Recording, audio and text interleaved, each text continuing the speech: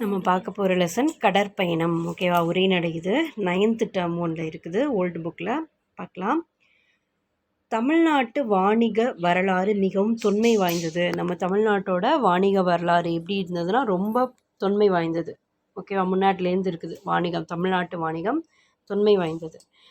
பழங்காலந்தொட்டே தமிழர் உள்நாட்டு அயல்நாட்டு வாணிகத்தில் சிறப்புற்றிருந்தனர். உள்நாட்டும் சரி அயல்நாடும் சரி அளவில் வாணிகம் சிறப்புற்றிருந்தனர். உள்நாட்டு வாணிகத்தை விட அயல்நாட்டு வாணிகமே வருவாய் மிகுதி. அதாவது உள்நாட்டு வாணிகத்தை விட அயல்நாட்டு வாணிகத்தில் அவங்களுக்கு வருவாய் அதிகமாக கிடைச்சிது. அயல்நாட்டு வாணிகத்திலும் தரை வழியாக செய்யும் வாணிகத்தை விட நீர் வழியாக செய்யும் வணிகம் பெரும் பொருளை தரும். தரை வழியை விட நீர் வழி இருக்கு இல்லையா, அதுதான் பெரும் பொருளை தரும். எனவே அந்நாளில் கடல் வாணிகம் மிகவும் சிறந்திருந்தது. ஓகேவா? தமிழ்நாட்டில் வாணிக வரலாறு தொன்மை வாய்ந்தது, முன்னாடிலேருந்தே நடக்குது. உள்நாட்டு அயல்நாட்டு ரெண்டுமே நடக்குது. அயல்நாட்டில் தான் அதிகமான வருவாய் கிடைக்கும். அதுலேயும் தரைவழி நீர்வழின்னு இருக்குது. அதுலேயும் நீர்வழியில் தான் பெரும் பொருளை தரும். அந்த நாளில் கடல் வாணிகம் மிகவும் சிறந்திருந்தது அப்படின்னு சொல்கிறாங்க. நெக்ஸ்ட்டு தமிழரின் கடற்பயணம். திரைக்கடல் ஓடியும் திரவியம் தேடு அப்படின்னு ஔவையார் சொல்லியிருக்காங்க. ஔவையார் என்ன சொல்லியிருக்காங்க? திரைக்கடல் ஓடியும் திரவியம் தேடுன்னு சொல்லியிருக்காங்க. கணியன் பூங்குன்றனார் யாதும் ஊரே யாவரும் கேளீர் அப்படின்னு சொல்லியிருக்காங்க. தமிழரோட உலகளாவிய சிந்தனைக்கும் பண்பாட்டு தொடர்புக்கும் சான்றுகளாக இது ரெண்டையும் சொல்கிறாங்க. ஔவையார் சொன்ன திரைக்கடல் ஓடியும் திரவியம் தேடும், கணியன் பூங்குன்றனார் சொல்கிறீங்க யாவதும் ஊரே யாவரும் கேளீரும் தமிழர்களோட உலகளாவிய சிந்தனைக்கு பன்னாட்டு தொடர்புக்கும் சான்றுகளாக சொல்கிறாங்க. சரியா? உலகளாவிய சிந்தனைக்கும் பன்னாட்டு தொடர்புக்கும். ஓகேவா? பழங்காலத்தில் தமிழர் பிற நாடுகளுக்கு கடற்பயணம் மேற்கொண்ட செய்தி முன்னீர் வழக்கம் என தொல்காப்பியத்தில் குறிப்பிடப்பட்டுள்ளது.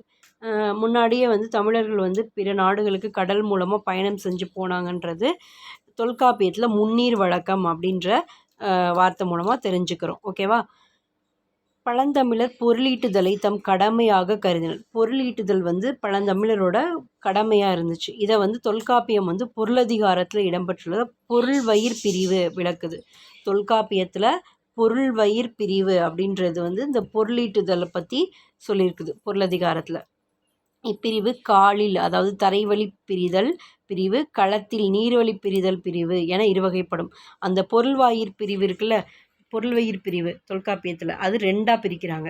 என்னென்னா காலில் பிரிவு, களத்தில் பிரிவு. காலில் பிரிவுனா தரைவழி பிரிதல், களத்தில் பிரிவுனா நீர்வழி பிரிதல். ஓகேவா? பல்லாயிரம் ஆண்டுகளுக்கு முன்னாடியே தமிழர் மேற்கே கிரீஸ், ரோம், எகிப்து முதல் கிழக்கே சீனம் வரையிலும் கடல்வழி வணிக தொடர்பு கொண்டிருந்தனர். ஓகேவா? பல ஆயிரம் வருஷத்துக்கு முன்னாடியே தமிழர் மேற்கு பக்கம் கிரீஸு, ரோமு, எகிப்து, அப்புறம் கிழக்கு பக்கம் சீனம் வரையிலும் கடல்வழி வணிக தொடர்பு கொண்டிருந்தாங்க. மேற்கு பக்கம் கிரீஸு, ரோமு, எகிப்துலேருந்து கிழக்கு பக்கம் சீனம் வரைக்கும் பல்லாயிரம் வருஷத்துக்கு முன்னாடியே கடல்வழி வணிக தொடர்பு கொண்டிருந்தாங்க. எகிப்து, பாலஸ்தீனம், மெசபடோமியா, பாபிலோனியா, சீனம் ஆகிய நாடுகள் தமிழரின் பொருட்களை விரும்பி பெற்றன. யார் யார் தமிழரோட பொருள்கள் வேணும் அப்படின்னு விரும்பி பெற்றாங்கன்னா எகிப்து, பாலஸ்தீனம், மெசபடோமியா, பாபிலோனியா, சீனம், இவங்க எல்லாரும் தமிழரோட பொருள்களை விரும்பி பெற்றாங்க. ஏலம், லவங்கம், இஞ்சி, மிளகு இதெல்லாம் மேற்காசிய நாடுகளில் நல்ல விலைக்கு விற்கப்பட்டுச்சு. தமிழ்நாட்டில் பிற நாட்டார் உள்ளதை கவரும் பல பொருள்கள் மிகுதியாக கிடைத்தன. ஓகேவா? பிற நாட்டிலேருந்து வந்தாங்கன்னா அவங்க உள்ளத்தை கவரும் பல பொருட்கள் தமிழ்நாட்டில் இருந்துச்சு. அதில் முத்தும் பவளமும், முத்து, பவளம், ஆரம், அகிலும் வெண்துகிலும், முத்து, பவளம், ஆரம், அகிலும் வெண்துகிலும், சங்கும் குறிப்பிடத்தக்கன. ஓகேவா? பழந்தமிழர் கிரேக்க முறையும் உரோமானியரையும் யவனர் என அழைத்தனர். பழந்தமிழர் கிரேக்கரையும் உரோமானியரையும் யவனர்னு சொல்லி அழைத்தாங்க. ஓகேவா? தமிழரோட கடற்பயணம் பார்த்தோம் அப்படின்னா ஔவையார் திரைக்கடல் ஓடியும் திரவியம் தேடுன்னு சொல்லியிருக்காங்க. கணியர் பூங்குன்றனார் யாதும் ஊரே யாவரும் கேளீர் அப்படின்னு சொல்லியிருக்காங்க. இதன் மூலமாக அவங்களோட தமிழர்களோட உலகளாவிய சிந்தனையும் பன்னாட்டு தொடர்பும் தெரிஞ்சுக்கலாம். பழங்காலத்தில் தமிழர் பிற நாடுகளுக்கு கடற்பயணம் மேற்கொண்டு செய்தி வந்து முன்னீர் வழக்கம் அப்படின்னு சொல்லிட்டு தொல்காப்பியத்தில் இருக்குது. பழந்தமிழர் வந்து பொருள் ஈட்டுறதை தன்னோட கடமையாக வச்சுருந்தாங்க. இதை தொல்காப்பியத்தில் பொருளதிகாரத்தில் பொருள்வயிர் பிரிவு சொல்லுது. அந்த பொருள்வயிர் பிரிவுன்றது 2ஆக இருக்குது. என்னென்னா காலில் பிரிவு, களத்தில் பிரிவு. காலில் பிரிவுனா தரைவழி பிரிதல், களத்தில் பிரிவுனா நீர்வழி பிரிதல். பல்லாயிரம் வருஷத்துக்கு முன்னாடி தமிழர்கள் வந்து மேற்கே வந்து கிரீஸு, ரோமு, எகிப்துலேருந்து கிழக்கே வந்து சீனம் வரைக்கும் கடல் வழி வணிக தொடர்பு வச்சுருந்தாங்க. எகிப்து, பாலஸ்தீனம், மெசபடோமியா, பாப்பிலோனியா, சீனம். எகிப்து, பாலஸ்தீனம், மெசபடோனியா, பாப்பிலோனியா, சீனம் இந்த நாடுகள்லாம் தமிழர்களோட பொருட்களை விரும்பி வாங்கிக்கிட்டாங்க. ஏலம், லவங்கம், இஞ்சி, மிளகு இதெல்லாம் மேற்காசிய நாடுகளில் நல்ல விலைக்கு கொடுத்தாங்க, விற்றாங்க. தமிழ்நாட்டில் பிற நாட்டார் உள்ளத்தை கவரக்கூடிய பொருள்கள் வந்துட்டு நிறைய இருந்துச்சு. அதில் முத்து, பவளம், ஆரம், அகில், முத்து, பவளம், ஆரம், அகில், வெண்துகில், சங்கு முக்கியமானது. ஓகே, முத்து, பவளம், ஆரம், அகில், வெண்துகில், சங்கு முக்கியமானது. பழந்தமிழர் கிரேக்கமும் ரோமானரும் யவனர்னு சொல்லி அழைத்தாங்க. பழந்தமிழர் வந்து கிரேக்கரையும் ரோமானரையும் யவனர்னு சொல்லி அழைத்தாங்க. அடுத்தது கப்பல். பழங்காலத்திலேயே தமிழகத்தில் பல வகையான கப்பல்கள் கட்டப்பட்டன. ஒவ்வொரு பெரிய கப்பலும் மதில் சூழ்ந்த கோட்டை போல தோன்றுமாம். ஒவ்வொரு பெரிய கப்பலும் பார்க்குறதுக்கு மதில் சூழ்ந்த கோட்டை மாதிரி தெரியுமா. அதாவது 4 பக்கமும் நீர் நிரம்பிய கழனிகள், 4 பக்கமும் நீர் நிரம்பிய கழனியாக இருக்குமா. நடுவில் தனியாக மதிலோடு கூடிய மருதநில அரசானது கோட்டை. ஓகேவா, மதிலோடு கூடிய மருதநில அரசு வந்து கோட்டையாக இருக்கும். ஓகேவா, அக்கோட்டையின் தோற்றமானது நடுக்கடலில் செல்லும் கப்பலுக்கு ஓமையாக புறநானூற்றில் கூறப்படுது. அதாவது பழங்காலத்தில் தமிழகத்தில் நிறைய கப்பல்கள் இருந்திருக்குது. மதில் சூழ்ந்த கோட்டை போல் அந்த கப்பல்கள் தோன்றுமா. அதாவது 4 பக்கமும் நீர் நிரம்பிய கழனிகள் இருக்கும். நடுவில் தனியாக மதிலோடு கூடிய மருதநில அரசனது கோட்டை இருக்கும். ஓகேவா, 4 பக்கமும் கழனிகள் இருக்கும். நடுவில் மதிலோடு கூடிய மருதநில அரசனோடு கோட்டை இருக்கும். அந்த மாதிரி தான் கோட்டை இருக்கும். சுற்றி வர கழனி, நடுவில் கோட்டை இருக்கும். அந்த கோட்டையோட தோற்றம் வந்து நடுக்கடலில் போகிற கப்பலுக்கு உவமையாக புறநானூற்றில் சொல்லியிருக்காங்க. ஓகேவா, கடலும் மரக்கலங்களும்.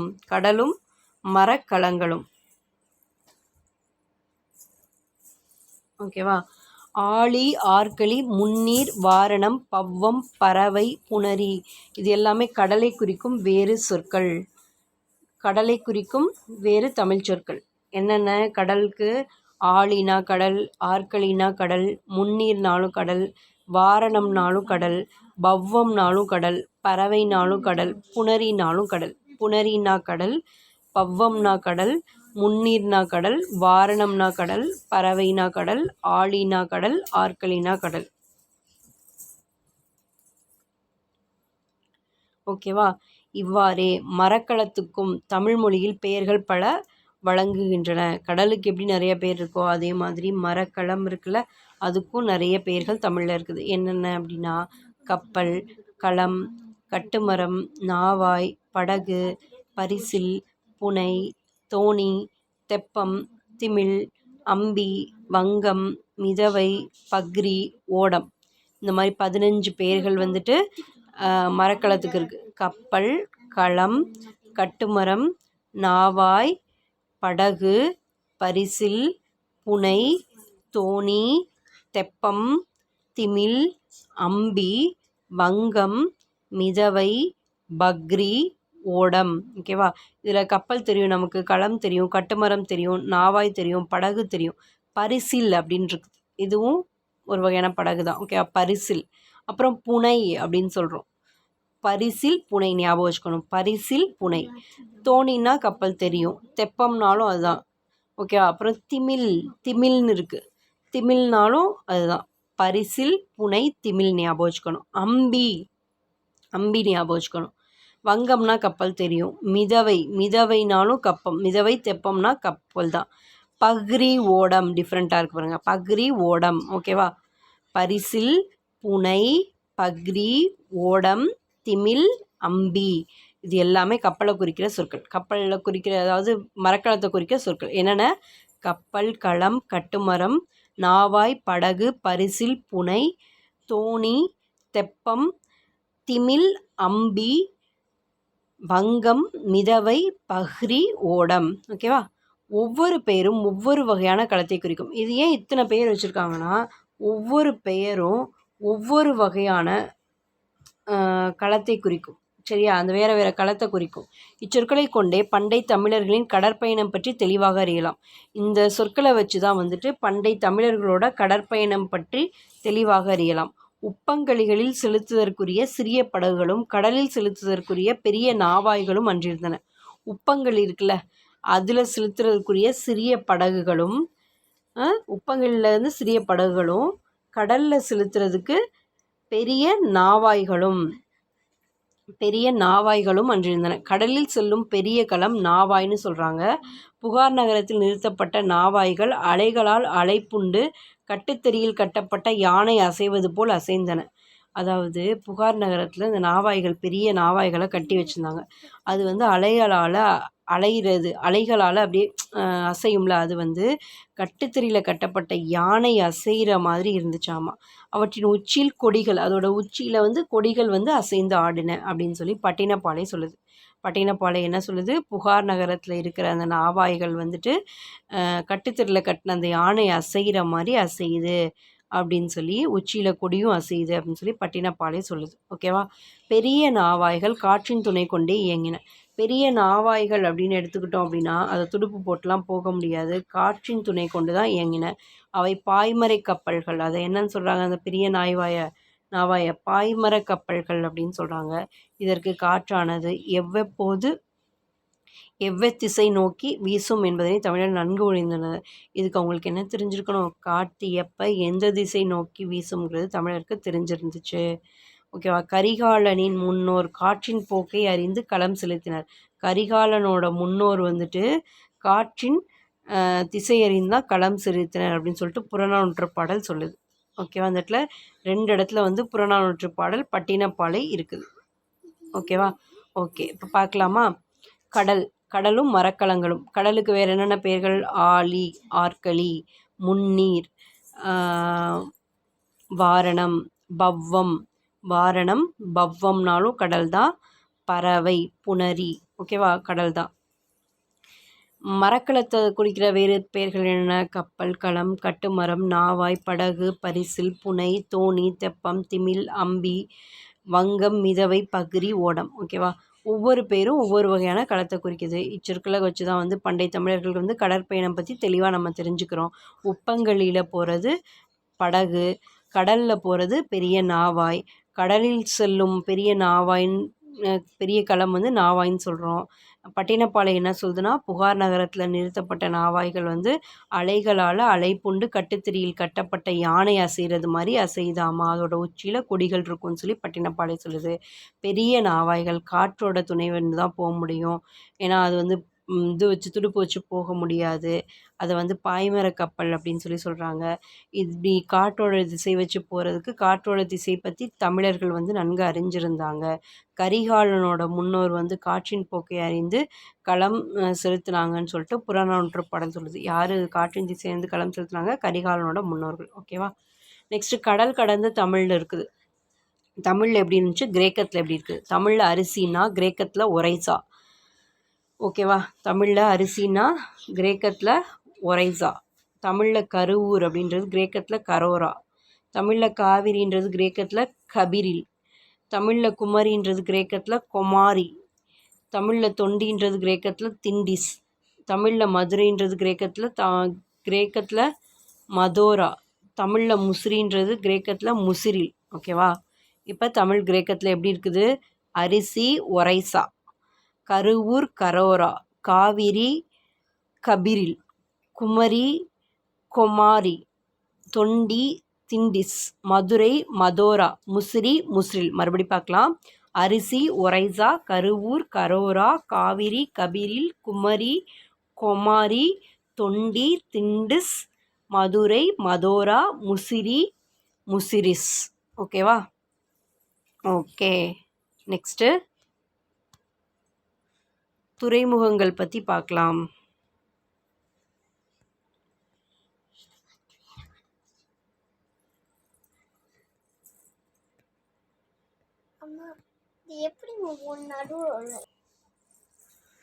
துறைமுகங்கள். தமிழகத்தில் நடைபெற்று வந்த வாணிகத்தின் பயனாக பல துறைமுகங்கள் கடற்கரை பட்டினங்களாகச் சிறந்து விளங்கின. தமிழகத்தில் வாணிகம் நடந்துச்சுன்றதுக்கு ஏற்ற மாதிரி நிறைய துறைமுகங்கள் பட்டினங்களாக சிறந்து விளங்கின. அதில் காவிரி பூம்பட்டினம், முசிறி, கொர்க்கை ஆகியவை குறிப்பிடத்தக்கவை. துறைமுகங்களுக்கு குறிப்பிடத்தக்கவை பட்டினங்கள் என்னென்ன? காவிரி பூம்பட்டினம், முசிறி, கொர்க்கை. முசிறி சேர மன்னர்க்குரிய துறைமுகம். முசிறி யாரோட துறைமுகம்? சேர மன்னர்க்குரிய துறைமுகம். அங்கு சுள்ளி என்னும் பெரிய ஆற்றில் யவனர்களின் மரக்கலங்கள் ஆற்றுத்துறைகள் கலங்கி போகும்படி வந்து நின்றன. அங்கே சுள்ளி அப்படின்னு சொல்கிற பெரிய ஆற்றில் யவனர்களோட மரக்கலங்கள் ஆற்றுத்துறைகள் கலங்கி போகும்படி வந்து நிற்குமா. ஓகேவா. அக்கலங்களுக்கு உரிய யவனர்கள் பொன்னை சுமந்து வந்து அதற்கு ஈடாக மிளகை ஏற்றி சென்றார்கள். அந்த யவனர்கள் என்ன பண்ணியிருக்காங்க? பொண்ணை அங்கேருந்து எடுத்துகிட்டு வந்துட்டு அதுக்கு ஈடாக மிளகை ஏற்றி செஞ்சுருக்காங்க. இதை அகநானூறு சொல்லுது. ஓகேவா. பாண்டிய நாட்டு வளத்தை பெருக்கியது கொர்க்கை துறைமுகம். பாண்டிய நாட்டு வளத்தை பெருக்கினது எதுனா கொர்க்கை துறைமுகம். முசிறி எப்படி சேரருக்கோ அதே மாதிரி கொர்க்கை பாண்டிய நாட்டுக்கு. இத்துறைமுகத்தில் முத்து குளித்தல் மிகச் சிறப்பாக நடந்தது. வெனிசு நாட்டறிஞர் மார்க்கோ போலோ குறிப்பிட்டிருக்கார். அதை சொன்னவர் யார்? முத்து குளித்தல் பாண்டிய நாட்டு துறைமுகம் கொர்க்கையில் சிறப்பாக இருந்ததுன்னு சொன்னவர் வெனிசு நாட்டறிஞர் மார்க்கோ போலோ. இங்கு சங்க காலத்தும் முத்து குளித்தல் நடந்தது. சங்க காலத்திலேயும் முத்து குளித்தல் நடந்தது. ஏற்றுமதி பொருள்களில் முத்தே முதலிடம். ஏற்றுமதி பொருள்களில் அந்த பாண்டியர் காலத்தை பொறுத்த வரைக்கும் முத்து தான் முதலிடம் பெற்றது. மதுரை காஞ்சியும் சிறுபானாற்றுப்படையும் கொர்க்கை முத்தை சிறப்பிக்கின்றன. மதுரை காஞ்சியும் சிறுபானாற்றுப்படையும் கொர்க்கை முத்தை சிறப்பிக்குது. விளைந்து முதிர்ந்த விழுமுத்துன்னு சொல்லி மதுரை காஞ்சி சொல்லுது. விளைந்து முதிர்ந்த விழுமுத்து அப்படின்னு சொல்லி மதுரை காஞ்சி சொல்லுது. ஓகேவா. கடற்கரையை அடுத்து இருக்கும் ஊர்களை பட்டினம் பாக்கம்னு சொல்கிறாங்க. கடற்கரைக்கு பக்கத்தில் இருக்கிற ஊர்களை பட்டினம் பாக்கம் அப்படின்னு சொல்கிறாங்க. ஓகேவா. ஓகே, துறைமுகங்கள் மறுபடி பார்க்கலாம். தமிழகத்தில் நடைபெற்று வந்த வாணிபத்தின் பயனாக நிறைய துறைமுகங்கள் கடற்கரை பட்டினங்களாக சிறந்து விளங்குச்சு. அதில் காவிரி பூம்பட்டினம், முசிறி, கொர்க்கை முக்கியமானது. முசிறின்றது சேரர்களோட துறைமுகம். சுள்ளி அப்படின்ற பெரிய ஆற்றில் யவனர்களோட மரக்கலங்கள் ஆற்றுத்துறைகள் கலங்கி போகும்படி நின்றுச்சு சுள்ளியில். அக்கலங்களுக்கு உரிய யவனர்கள் பொண்ணை கொண்டுட்டு மிளகை எடுத்துகிட்டு போனாங்க. இது அகநானூறு சொல்லுது. தென் பாண்டிய நாட்டு வளத்தை பெருக்கியது கொர்க்கை துறைமுகம். இந்த துறைமுகத்தில் முத்து குளித்தல் சிறப்பாக நடந்துச்சு. சொன்னவர் யாருன்னா வெனிசு நாட்டறிஞர் மார்க்கோ போலோ. இங்கு சங்க காலத்தும் முத்து குளித்தல் நடந்தது. ஏற்றுமதி பொருட்களில் முத்து தான் முதலிடத்தில் இருக்குது. மதுரை காஞ்சியும் சிறுபானாற்றுப்படையும் கொர்க்கை முத்தை சிறப்பிக்குது. கொர்க்கை முத்தை சிறப்பித்து சொல்கிறது மதுரை காஞ்சியும் சிறுபானாற்றுப்படையும். விளைந்து முதிர்ந்த விழுமுத்துன்னு சொல்லி மதுரை காஞ்சி சொல்லுது. ஓகேவா. கடற்கரையை அடுத்து இருக்கும் ஊர்களை பட்டினம் பாக்கம் அப்படின்னு சொல்கிறாங்க. ஓகேவா. அவ்வூர்களில் பெரும்பாலும் வணிகர்களே வாழ்ந்து வந்தார்கள். அந்த பட்டினம் பாக்கம்னு சொல்கிறோம்ல, அங்கே மோஸ்ட்லி யார் இருந்தாங்கன்னா பட்டினத்துலேயும் பாக்கத்துலேயும் வணிகர்கள் தான் இருந்தாங்க. சோழ நாட்டோட துறைமுகம் காவிரி பூம்பட்டினம், அதாவது பூம்புகாரில் இருக்குது. அது சுங்கச்சாலையும் கலங்கரை விளக்கமும் இருந்தன. அந்த சோழ நாட்டு துறைமுகமான காவிரி பூம்பட்டினம் பூம்புகாரில் இருக்கிறதுல சுங்கச்சாலையும் கலங்கரை விளக்கமும் இருந்துச்சு. இங்கே கப்பலிலிருந்து நிலத்தில் இறக்கப்படுவனவும் நிலத்திலிருந்து கப்பலில் ஏற்றப்படுவனவாகுமாகிய அளவில்லாத பண்டங்கள் முன்றிலில் மலை போல குவிந்து கிடந்தன. அதாவது கப்பல்லேருந்து நிலத்துக்கு கொண்டு வரதும் நிலத்துலேருந்து கப்பலுக்கு ஏற்றுறதுன்னு சொல்லிட்டு அளவில்லாத பண்டங்கள் முன்றில் முன்னாடி குவிந்து மலை மாதிரி குவிஞ்சு கிடந்துச்சாமா. காவிரி பூம்பட்டினத்து மாடங்களில் உள்ள மகளிர் கைகளை கூப்பி வெறியாடும் மகளிரோடு பொருந்தி வேய்குழல் முதலியவற்றை வாசிக்க நகர் விழாக்கோலம் பூண்டது. காவிரி பூம்பட்டினத்தில் மாடங்களில் இருக்கிற மகளிர் பொண்ணுங்க கைகளை கூப்பி வெறியாடும் மகளிரோடு பொருந்தி வேய்குழல் முதலியவற்றை வாசிக்கிறாங்க. நகர் விழாக்கோலம் பூண்டதுன்னு சொல்கிறாங்க. ஓகேவா.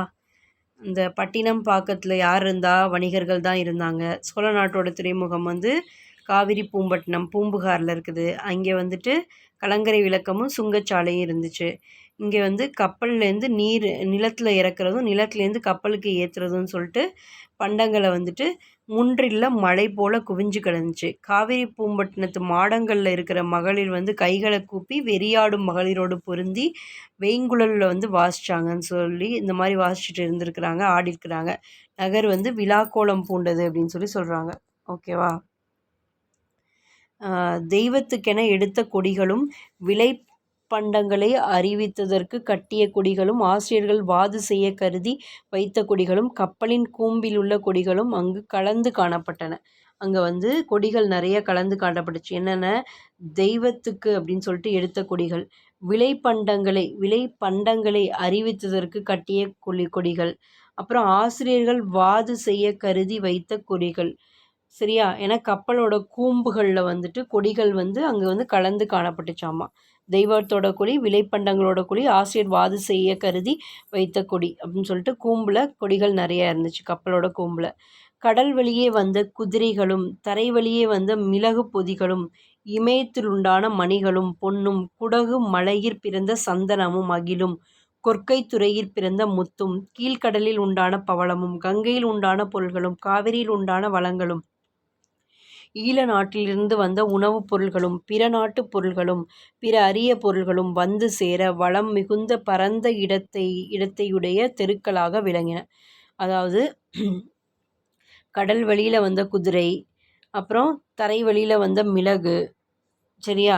இமயத்தில் உண்டான மணிகள், இமயமலையில் உண்டான மணிகள், பொன்னும் குடகு மணிகளும் பொன்னும் குடகு மலையில் பிறந்த சந்தனமும் அகிலும் கொற்கையில் பிறந்த முத்தும் கீழ்கடலில் உண்டான பவளமும் கங்கையில் உண்டான பொருளும் காவிரியில் உண்டான வளங்களும் ஈழ நாட்டிலேருந்து வந்த உணவுப் பொருளும் பிற நாட்டு பொருளும் பிற அரிய பொருள்களும் வந்து சேர வளம் மிகுந்த பரந்த இடத்தையுடைய தெருக்களாக விளங்கின. சரியா? எங்கேருந்து என்னென்ன வந்துச்சுன்னு பார்த்துக்கோங்க. கடல் வழியில் குதிரை வந்துச்சு, தரை வழியில் மிளகு பொதி, அப்புறம் இமயத்துலேருந்து மணியும் முத்தும் மணிகளும் பொன்னும் இமயத்துலேருந்து வந்துச்சு, மணியும் பொன்னும் குடகு மலையிலேருந்து சந்தனமும் அகிலும் கொற்கையிலேருந்து முத்தும் கீழ்கடல்லேருந்து பவளமும் கங்கையிலேருந்து பொருள்களும் காவிரியிலேருந்து வளங்களும் ஈழ நாட்டிலேருந்து உணவுப் பொருள்களும் பிற நாட்டு பொருள்களும் பிற அரிய பொருள்களும் வந்து சேர வளம் மிகுந்த பரந்த இடத்தையுடைய தெருக்களாக விளங்கின. ஓகேவா? ஓகே, நெக்ஸ்ட்டு ஏற்றுமதி இறக்குமதி. பழந்தமிழகத்தின் வாணிகப் பொருள்களை பற்றிய குறிப்புகள் பட்டினப்பாலையிலும் மதுரை காஞ்சியிலும் காணப்படுகின்றன. பழந்தமிழர்களோட வாணிக பொருள்கள் பற்றி பட்டினப்பாலையிலையும் மதுரை காஞ்சிலையும் இருக்குது.